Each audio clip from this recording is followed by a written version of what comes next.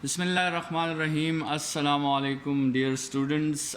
Lecture number 8 आज हम start कर रहे हैं और कूलम्स लॉ पे डिस्कशन हमारी स्टार्ट है।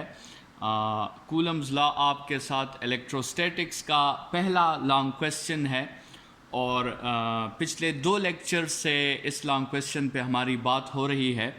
आज के लेक्चर में हमने जो कूलम कांस्टेंट है के, जो प्रोपोर्शनैलिटी कांस्टेंट है, उस पे हमने बात करनी है। और इससे पहले लेक्चर्स में जो लेक्चर नंबर आपके साथ 7 था, उस लेक्चर में स्टूडेंट्स हमने बात की थी इनवर्स स्क्वायर लॉ पर। तो वो इनवर्स स्क्वायर लॉ जो हमने कहा था कि ये inversely proportional to the square of the radius, ये जो स्टेटमेंट है ये आपको मुख्तलिफ़ जगहों पर नज़र आएगा। और जहाँ पर भी ये आपको नज़र आए, इसका मतलब ये होगा कि वो प्रॉपर्टी, वो क्वांटिटी, वो फिज़िकल क्वांटिटी अपने आप को 3D में स्प्रेड करती है। ठीक है, तो जो प्रॉपर्टी आपके साथ 3D में स्प्रेड होती है, वो प्रॉपर्टी हमने कल के लेक्चर में कहा था कि it does not depends on radius but it depends on area. ठीक है, तो आज ज़रा बात करते हैं द कांस्टेंट ऑफ प्रोपोर्शनैलिटी। जो हमने कूलम फोर्स में प्रोपोर्शनैलिटी को हटाकर जो कांस्टेंट लगाया था के, उसकी बात करते हैं। तो फॉर्मली लेक्चर नंबर 8 को स्टार्ट करते हैं। स्टूडेंट्स, आपके साथ जो है जितने भी कांस्टेंट्स हैं उसको हम जनरली 2 कैटेगरीज में डिवाइड कर सकते हैं। कांस्टेंट या यूनिवर्सल कांस्टेंट होता है और या मटेरियल कांस्टेंट होता है। यूनिवर्सल कांस्टेंट वो होता है जिसकी वैल्यू जो है वो इस यूनिवर्स में किसी भी चीज़ पर डिपेंड नहीं करती अदर देन यूनिट्स। अगर आप यूनिट्स को चेंज कर देते हैं तो फिर तो हर वैल्यू चेंज हो जाती है, लेकिन अगर आप यूनिट्स को चेंज ना करें और आप जो है मुख्तलिफ़ वेराइटीज़ में और मुख्तलिफ़ जगहों पर एक्सपेरिमेंट्स करें और जिस कांस्टेंट की वैल्यू चेंज नहीं होती, that is called universal constant. जैसे Newton law of universal gravitation में जो कैपिटल जी है, जिसको हम यूनिवर्सल ग्रेविटेशनल कांस्टेंट कहते हैं, वो एक ऐसा कांस्टेंट है जो कभी चेंज नहीं होता। इसके अलावा द आइडियल गैस इक्वेशन में जो कांस्टेंट यूज़ हुआ है कैपिटल आर, जिसको हम द यूनिवर्सल गैस कांस्टेंट कहते हैं, जिसकी वैल्यू 8.31 है, वो भी कभी चेंज नहीं होती। लेकिन ऑन द अदर हैंड बहुत से कांस्टेंट्स इस तरह होते हैं जिनको हम मटेरियल कांस्टेंट्स कहते हैं। मतलब उनकी वैल्यू कांस्टेंट होती है लेकिन एक मटेरियल के लिए। अगर आप मटेरियल को चेंज कर दें, आप मीडियम को चेंज कर दें, तो स्टूडेंट्स उस कांस्टेंट की वैल्यू भी चेंज हो जाती है। जैसे आपके साथ डेंसिटी है, डेंसिटी आपको पता है कि it is a function of material, material पर डिपेंड करती है। वाटर की डेंसिटी एक होगी, वुड की डेंसिटी दूसरी होगी, प्लास्टिक की डेंसिटी तीसरी होगी, आइस की डेंसिटी मुख्तलिफ होगी। इसके अलावा स्टूडेंट्स, जैसे आपके साथ रेजिस्टिविटी है, रेजिस्टिविटी भी एक मटेरियल कांस्टेंट है। कॉपर की रेजिस्टिविटी अलग होगी, आयरन की अलग होगी, स्टील की अलग होगी। ठीक है, तो कुछ कांस्टेंट्स इस तरह होते हैं जो आपके साथ मटेरियल कांस्टेंट्स होते हैं और वो कांस्टेंट्स जो हैं मटेरियल पर डिपेंड करते हैं। तो यहाँ पर जो आपके साथ ये कांस्टेंट की बात हो रही है कि ये भी एक मटेरियल कांस्टेंट है। स्टूडेंट्स, इसकी वैल्यू कांस्टेंट है, लेकिन अगर आप मटेरियल को चेंज कर देंगे तो फिर इस के की वैल्यू भी चेंज हो जाएगी। तो पहली बात आप के में ये याद रखें कि it is a material dependent constant. ठीक है, ये एक मटेरियल डिपेंडेंट कांस्टेंट है। क्यों ये मटेरियल डिपेंडेंट कांस्टेंट है? क्योंकि ये मटेरियल की एक प्रॉपर्टी पर डिपेंड करता है। ये मटेरियल की प्रॉपर्टी पर एक प्रॉपर्टी है जिस पे हम आगे बात करेंगे, और उस प्रॉपर्टी पर ये के जो है इन्वर्सली डिपेंड करता है। मतलब K is inversely proportional to a material property and that's why K is a material constant। ठीक है, ये इसलिए material constant है क्योंकि ये मटेरियल की प्रॉपर्टी पर डिपेंड करता है, और स्टूडेंट्स उस प्रॉपर्टी का नाम आपके साथ है परमिटिविटी। परमिटिविटी परमिट से निकला है, अगर आप इसकी जो है लफ्ज़ी मानी करेंगे तो इसकी मानी आप कह सकते हैं कि इजाज़तनामा। ठीक है, ये आपके साथ क्या है? एक इजाज़तनामा है। परमिटिविटी, परमिट करना, और इसका सिंबल जो है वो आपके साथ क्या है? इसका सिंबल आपके साथ ये इस तरह का ई का सिंबल है, और ये इसको हम कहते हैं एप्सिलॉन। एप्सिलॉन, ठीक है, तो ये इसका सिंबल है, ये ग्रीक सिंबल है एप्सिलॉन, जो हम यूज़ करेंगे परमिटिविटी के लिए। अभी जैसे हमने कहा कि ये के इसलिए मटेरियल कांस्टेंट है क्योंकि ये मटेरियल की प्रॉपर्टी पर डिपेंड करता है, और किस तरह डिपेंड करता है? इन्वर्सली डिपेंड करता है। तो ये वो के का फॉर्मूला है जिसमें आप देख सकते हैं के का फॉर्मूला क्या है? 1/4 पाई परमिटिविटी, या 1/4 पाई एप्सिलॉन। ठीक है, और 4 पाई तो कांस्टेंट है, तो इसका मतलब K is inversely proportional to a material property which is called permittivity और एप्सिलॉन। तो यहाँ पे जो हमने बात की थी वो यहाँ पे आपके सामने आ गई है। ठीक है स्टूडेंट्स, कल हमने लेक्चर इस बात से ख़त्म किया था कि इनवर्स स्क्वायर लॉ में आपके साथ जो क्वांटिटी होती है वो एरिया पर डिपेंड करती है, रेडियस पर डिपेंड नहीं करती। और चूंकि एरिया ऑफ द स्फीयर आपके साथ 4 पाई आर स्क्वायर होता है, तो इसलिए हम लिखते हैं कि that quantity is inversely proportional to R square, क्योंकि 4 पाई तो वैसे भी कांस्टेंट है। तो स्टूडेंट्स, हमने बात की थी कि वो 4 पाई कहाँ चला गया, तो वो 4 पाई असल में इस के कांस्टेंट में आ गया है। वहाँ से हमने 4 पाई निकाल कर उसको के में डाल दिया है। तो ये वो 4 पाई है जो असल में वहाँ पे होना चाहिए था। f is inversely proportional to radius की जगह f is inversely proportional to area में होना चाहिए था, जो चूंकि कांस्टेंट था तो हमने उस कांस्टेंट को ऑलरेडी एक कांस्टेंट के साथ मिलाकर जो है एक नया कांस्टेंट बना लिया है जिसको हम के का नाम देते हैं। बहरहाल वो रीज़न भी एक्सप्लेन हो गया कि वो 4 पाई वहाँ से जो है कहाँ चला गया, तो वो कूलम कांस्टेंट में आ गया है। स्टूडेंट्स, अभी बात करते हैं इस परमिटिविटी की, अभी बात करते हैं उस मटेरियल प्रॉपर्टी की जिस पर के डिपेंड करता है। तो स्टूडेंट्स, परमिटिविटी क्या है? परमिटिविटी है the opposition or the resistance of a medium to the creation of electric field। Students, जब आप let's suppose एयर में एक बॉडी है और उसके अंदर फंडामेंटली चार्ज मौजूद है उस बॉडी में, ठीक है, लेट्स सपोज ये एक बॉडी है और इसके इर्द गिर्द पूरा एयर है, मतलब इसका ये किस मीडियम में पड़ी है? ये एयर की मीडियम में पड़ी है, लेकिन फ़िलहाल ये बॉडी आपके साथ न्यूट्रल है। लेकिन इसका ये मतलब नहीं है कि इसके साथ चार्जेस नहीं है, इसके साथ चार्जेस मौजूद है। ये फंडामेंटली बुनियादी तौर पर अगर आप देखें तो ये पूरी बॉडी चार्जेस से ही बनी है। इस बॉडी के अंदर करोड़ों की तादाद में प्रोटॉन्स भी होंगे और इस बॉडी के अंदर करोड़ों की तादाद में इलेक्ट्रॉन्स भी होंगे।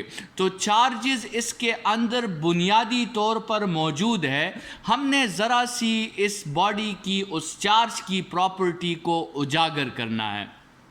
हमने चार्ज को प्रोड्यूस नहीं करना, बल्कि हमने चार्ज को जो है आपके साथ, सॉरी क्रिएट नहीं करना, हमने चार्ज को प्रोड्यूस करना है। और वो हमने ऑलरेडी पिछले लेक्चर्स में पढ़ा है कि we have to disturb the equality of electrons and protons. Let's suppose हमने इस बॉडी की इलेक्ट्रॉन्स और प्रोटॉन्स की इक्विलिटी को डिस्टर्ब किया और ये बॉडी चार्ज हो गई। तो स्टूडेंट्स, चार्ज होते ही ये बॉडी सबसे पहला काम क्या करेगी कि ये अपने इर्द गिर्द इलेक्ट्रिक फील्ड बनाएगी। ये अपने इर्द गिर्द वो रीजन बनाएगी जहाँ पर ये बॉडी किसी दूसरे बॉडी को फिर इन्फ्लुएंस कर सकती है विथ अ फील्ड फोर्स और with gravitational with electric force या इलेक्ट्रोस्टैटिक फोर्स या कूलम फोर्स, जिसको हमने एक्सप्लेन कर लिया है ऑलरेडी। ठीक है, लेकिन स्टूडेंट्स, इसके इर्द गिर्द जो मीडियम है, इसके इर्द गिर्द जो एयर है, वो इस इलेक्ट्रिक फील्ड के क्रिएशन को रेजिस्ट करेगा, वो इस इलेक्ट्रिक फील्ड के क्रिएशन को अपोज करेगा। क्यों अपोज करेगा?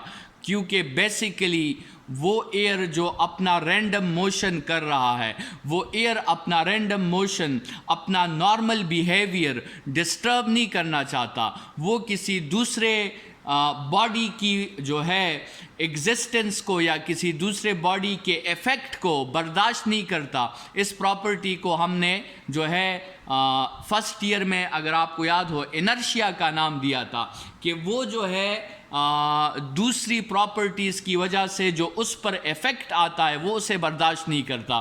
ठीक है, तो वो क्या करेगा, वो एयर जो है, वो जो भी मीडियम है, हमारे एग्जाम्पल में एयर है, वो इस इलेक्ट्रिक फील्ड के क्रिएशन को रेजिस्ट करेगा। वो चाहेगा कि मुझ में अंदर इलेक्ट्रिक फील्ड ना बने, क्योंकि वो इलेक्ट्रिक फील्ड इस एटम्स को, एयर के एटम्स को डिस्टर्ब करने की कोशिश करेंगे।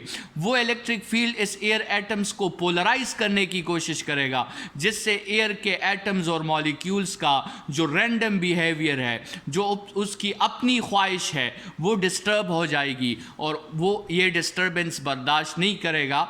तो हर एक मीडियम जो होता है वो इलेक्ट्रिक फील्ड को रेजिस्ट करता है, वो इलेक्ट्रिक फील्ड के क्रिएशन को रेजिस्ट करता है, वो उसकी क्रिएशन को अपोज करता है। और स्टूडेंट्स, इस अपोजिशन का नाम है permittivity.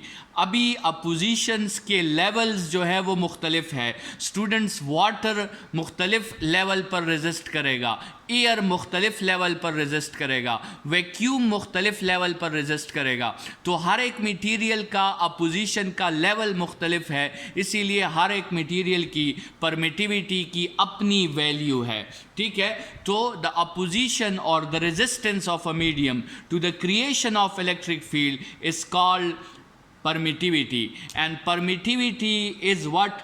Permittivity is a material property. Permittivity क्या है? ये एक मटीरियल प्रॉपर्टी है, क्योंकि जैसे हमने बात की कि आपके साथ हर मटीरियल अपने लेवल तक अपोज करता है, तो इसलिए हर मटीरियल की परमिटिविटी की अपनी वैल्यू होगी, and therefore we say that permittivity is a material property. अभी देखें स्टूडेंट्स, वैक्यूम जो होता है, वैक्यूम जो है उसमें तो कोई मीडियम मौजूद ही नहीं होता। ठीक है, वैक्यूम में मीडियम मौजूद ही नहीं होता, तो फिर वैक्यूम की रेजिस्टेंस या वैक्यूम की अपोजिशन या वैक्यूम की परमिटिविटी जो है वो तो ज़ीरो होनी चाहिए थी, लेकिन वो ज़ीरो नहीं है, लेकिन वो वैल्यू जो है बहुत स्मॉल वैल्यू है। मल्टीप्लाई बाय 10⁻11 8.87 मल्टीप्लाई बाय 10⁻11, इसका मतलब ये है कि 0.0000000000887 ये इसकी वैल्यू है। आप ये देखें, ये बहुत स्मॉल वैल्यू है। ठीक है, लेकिन फिर भी ये वैल्यू हमारे साथ ज़ीरो होनी चाहिए थी, क्योंकि वैक्यूम में तो कोई मीडियम मौजूद ही नहीं है। वैक्यूम में तो ना कोई एटम है ना कोई मॉलिक्यूल है। तो फिर अगर एटम और मॉलिक्यूल ही मौजूद नहीं है, अगर पार्टिकल्स ही मौजूद नहीं है, तो फिर इलेक्ट्रिक फील्ड को रेजिस्ट करने के लिए जो है कुछ चीज़ है ही नहीं। तो इसका मतलब ये है कि वैक्यूम की परमिटिविटी तो ज़ीरो होनी चाहिए। ठीक है, ये ज़ीरो नहीं है, ये बहुत स्मॉल वैल्यू है। तो स्टूडेंट्स इसका रीज़न ये है कि असल में आइडियली अगर हम बात करें, अगर हम प्रैक्टिकली बात करें तो प्रैक्टिकली जो है 100% वैक्यूम ये बात प्रोड्यूस करना तकरीबन क्या है हमारे साथ इम्पॉसिबल है। 100% वैक्यूम हम क्रिएट नहीं कर सकते। ठीक है, कहीं ना कहीं जो है पार्टिकल्स वहाँ पे हमेशा होते हैं, तो कुछ ना कुछ अपोजिशन उसकी वजह से भी प्रोवाइड हो जाती है। लेकिन स्टूडेंट्स आप देख सकते हैं कि वो अपोजिशन नेग्लिजिबल है, वो अपोजिशन आपके साथ नियरली इक्वल टू ज़ीरो है। आप देख सकते हैं कि 10⁻⁻11। तो ये स्टेटमेंट आप ज़रा रीड करें कि vacuum has the least opposition and that least opposition is represented by epsilon not. Epsilon not मतलब परमिटिविटी ऑफ वैक्यूम या permittivity of free space, and that is a very small value.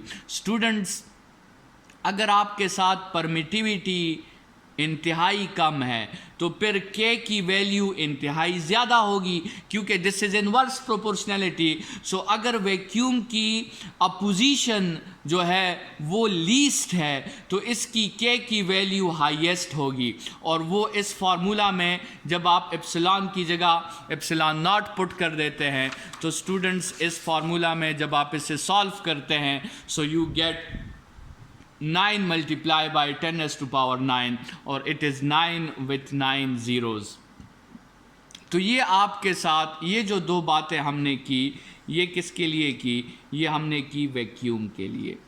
Vacuum के लिए opposition या permittivity सबसे कम और k की value सबसे ज़्यादा। लेकिन अगर स्टूडेंट्स अभी आप वैक्यूम की जगह क्या इंट्रोड्यूस कर दें, एक मीडियम इंट्रोड्यूस कर दें, या आप एक मटेरियल दरमियान में लगा दें, दो चार्जेस के दरमियान आप एक इंसुलेटर लगा दें, आप एक कंडक्टर लगा दें, आप दो चार्जेस के दरमियान एयर ले आएँ, आप दो चार्जेस के दरमियान प्लास्टिक ले आएँ, आप दो चार्जेस के दरमियान वाटर ले आएँ, तो फिर स्टूडेंट्स k की वैल्यू पे क्या असर पड़ेगा और परमिटिविटी की वैल्यू पे क्या असर पड़ेगा? आसान सी बात है कि जब आप मीडियम को इंट्रोड्यूस करोगे तो मीडियम के पार्टिकल्स वहाँ पे मौजूद होंगे, और जब मीडियम के पार्टिकल्स मौजूद होंगे तो वो इलेक्ट्रिक फील्ड को ज़्यादा रेजिस्ट करेंगे। तो इसका मतलब ये है कि मीडियम की जो परमिटिविटी है वो हमेशा वैक्यूम की परमिटिविटी से ज़्यादा होगी। मीडियम हमेशा इलेक्ट्रिक फील्ड को वैक्यूम के मुकाबले में ज़्यादा रेजिस्ट करेगा, और जब मीडियम की परमिटिविटी ज़्यादा होगी तो स्टूडेंट्स इनवर्स रिलेशन है, k की वैल्यू आपके साथ कम हो जाएगी। अगर मीडियम की परमिटिविटी वैक्यूम से ज़्यादा है तो k की वैल्यू मीडियम की वो वैक्यूम से आपके साथ कम हो जाएगी। ठीक है स्टूडेंट्स, तो ये जो है ये रिलेशंस ये बहुत इम्पॉर्टेंट है, ये आगे फिर हमने यूज़ करने हैं। ठीक है, तो लेक्चर को आगे बढ़ाते हुए नेक्स्ट पेज की तरफ बढ़ते हैं, और नेक्स्ट पेज में हमने जो है कुछ फार्मूलाज मेंशन किए हैं कि अगर हम लेट सपोज वाटर के लिए जो है वो k की वैल्यू फाइंड करना चाहते हैं तो फार्मूला वही होगा 1/4 पाई एप्सिलॉन, लेकिन एप्सिलॉन की जगह एप्सिलॉन ऑफ वाटर आ जाएगा। इसी तरह एक मटेरियल है, एक इंसुलेटर है जिसे हम मिका कहते हैं। अगर हम मिका के लिए जो है ये असल में इसकी स्पेलिंग जो है वो MECA है। ठीक है, MECA।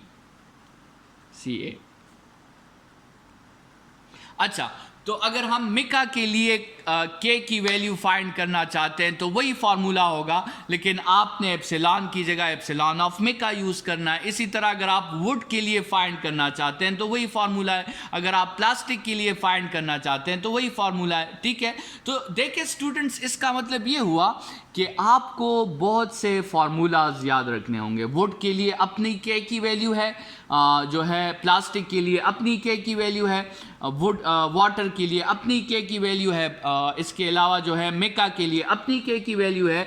तो क्यों ना एक ऐसे फार्मूले की तरफ हम चले जाएं और एक ऐसा जनरलाइज्ड फार्मूला हम डिफाइन कर लें जिसकी बुनियाद पर वो फार्मूला सबके लिए अप्लाई हो जाए। तो उस जनरलाइज्ड फार्मूला को एक्सप्लेन करने के लिए हम यहाँ पर एक दूसरी क्वांटिटी डिफाइन करने वाले हैं, that is called the relative permittivity. Relative permittivity, relative का मतलब यहाँ पे कंपैरिजन करना है, मतलब रिलेटिव परमिटिविटी वर्ड से अगर आप देख लें तो आपको ये अंदाज़ा हो जाना चाहिए कि here we want to compare two permittivities, or we want to compare the permittivities of two mediums. So what is relative permittivity? It will be represented by epsilon r, and it is defined as the ratio of permittivity of a medium to permittivity of vacuum. ठीक है, आपने इसमें क्या करना है कि आपने एक मीडियम की परमिटिविटी को वैक्यूम की परमिटिविटी के साथ कंपेयर करना है। ठीक है, मीडियम की परमिटिविटी को आपने वैक्यूम की परमिटिविटी के साथ कंपेयर करना है। So it is the ratio of permittivity of medium to permittivity of vacuum. ठीक है स्टूडेंट्स, इसमें ये जो डिनोमिनेटर है ये फिक्स्ड रहेगा। ठीक है, मतलब ये जो चीज़ है ये आपने चेंज नहीं करनी। हर एक परमिटिविटी को आपने वैक्यूम के साथ ही कंपेयर करना है। सो ये चीज़ तो आपके साथ फिक्स हो जाएगी। और ये ऊपर जो है, जैसे मैंने बात की कि I can use any medium, ठीक है, तो ऊपर आपके साथ ये जो एप्सिलॉन मीडियम है ये वैल्यू आपके साथ हम कह देते हैं कि ये फ्लेक्सिबल है। फ्लेक्सिबल का मतलब ये है कि इधर आप एप्सिलॉन ऑफ वुड भी यूज़ कर सकते हैं, एप्सिलॉन ऑफ मिका भी यूज़ कर सकते हैं, एप्सिलॉन ऑफ जो है वाटर भी यूज़ कर सकते हैं, एप्सिलॉन ऑफ प्लास्टिक भी यूज़ कर सकते हैं। तो न्यूमरेटर को आप अपनी मर्जी से चेंज कर सकते हैं, लेकिन डिनोमिनेटर को आप अपनी मर्जी से चेंज नहीं कर सकते, वो फार्मूला में फिक्स्ड है। आप वाटर को वैक्यूम के साथ कंपेयर कर सकते हैं, मिका को वैक्यूम के साथ कंपेयर कर सकते हैं, प्लास्टिक को वैक्यूम के साथ कंपेयर कर सकते हैं। तो डिनोमिनेटर को आपने चेंज नहीं करना, डिनोमिनेटर वो वैक्यूम ही होगा। आप इस तरह भी कर सकते हैं कि आप वैक्यूम को वैक्यूम के साथ कंपेयर कर लें, मतलब एप्सिलॉन मीडियम की जगह आप वैक्यूम कंसिडर कर लें। मतलब न्यूमरेटर को चेंज करने के आपके साथ बहुत तरीके हैं, लेकिन डिनोमिनेटर को आप चेंज नहीं कर सकते। स्टूडेंट्स, ये जो एप्सिलॉन आर है इसको हम रिलेटिव परमिटिविटी कहते हैं। ठीक है, और इसमें आप अगर देखें तो ये दो बिल्कुल सेम नेचर की क्वांटिटीज़ का रेशो है, मतलब न्यूमरेटर में भी परमिटिविटी है और डिनोमिनेटर में भी परमिटिविटी है। तो इसका मतलब ये हुआ स्टूडेंट्स कि आपके साथ इसका जो रिज़ल्ट आएगा उसमें कोई यूनिट नहीं होगा, मतलब ये आपके साथ क्या होगी, एक डायमेंशन लेस क्वांटिटी आपके साथ होगी। मतलब ये सिर्फ आपके साथ एक नंबर होगी जिसके थ्रू हम कंपैरिजन कर सकते हैं कि असल में मीडियम की परमिटिविटी वैक्यूम की परमिटिविटी से कितनी ज़्यादा है। अगर आपको प्रीवियस रिज़ल्ट याद हो तो स्टूडेंट्स, प्रीवियस रिज़ल्ट में हमने जो है ये बात की थी कि आपके साथ मीडियम की जो परमिटिविटी होती है वो वैक्यूम की परमिटिविटी से हमेशा ज़्यादा होती है। तो इसका मतलब ये हुआ कि ये जो रेशो आप फाइंड कर रहे हैं, इस रेशो का आंसर नॉर्मली हमेशा 1 से ग्रेटर आना चाहिए, क्योंकि न्यूमरेटर की जो वैल्यू है वो डिनोमिनेटर की वैल्यू से ज़्यादा है। सो इस केस में आंसर 1 से ग्रेटर आना चाहिए। लेकिन स्टूडेंट्स, आपको मैं 3 पॉसिबिलिटीज़ बता रहा हूँ जिसको आपने हमेशा जहन में रखना है। पहली पॉसिबिलिटी ये है कि एप्सिलॉन आर की वैल्यू आपके साथ 1 भी आ सकती है, एक स्पेशल केस में अगर आप वैक्यूम को वैक्यूम के साथ कंपेयर कर दें। मतलब इस डिनोमिनेटर को तो आप चेंज नहीं कर सकते, लेकिन अगर आप एप्सिलॉन मीडियम की जगह एप्सिलॉन वैक्यूम लगा दें तो when vacuum is compared with vacuum तो उस वक्त एप्सिलॉन आर की वैल्यू आपके साथ 1 आएगी, क्योंकि दोनों कैंसिल आउट हो जाएंगे। इंसुलेटर्स के लिए जैसे आप वाटर यूज़ कर लें, मेका यूज़ कर लें, वुड यूज़ कर लें, प्लास्टिक यूज़ कर लें, इसमें एप्सिलॉन आर की वैल्यू 1 से ग्रेटर होगी, क्योंकि उसमें आपके साथ जो मीडियम की रेजिस्टेंस है वो वैक्यूम की रेजिस्टेंस से ज़्यादा होगी, और उस केस में फिर आपके साथ रेशो 1 से ग्रेटर आएगा। लेकिन स्टूडेंट्स, अगर आपके साथ एक कंडक्टर है तो कंडक्टर याद रखें कि ये इलेक्ट्रिक फील्ड को 100% रेजिस्ट करता है, तो इसकी जो रिलेटिव परमिटिविटी होगी वो इसकी इन्फिनिटी हो जाएगी। मतलब अगर आप इन तीनों बातों को कंबाइन करके देख लें तो आपको पता चल जाएगा कि एप्सिलॉन आर की वैल्यू 1 हो सकती है या 1 से ग्रेटर हो सकती है स्टूडेंट्स। तो ठीक है, so it is a dimensionless quantity, it is just a number. और फिर इस फार्मूला से स्टूडेंट्स अगर हम एप्सिलॉन मीडियम की वैल्यू निकालें तो हमें इसे क्रॉस मल्टीप्लाई करना होगा, और वो आपके साथ आ जाएगा epsilon medium is equal to epsilon naught और एप्सिलॉन आर।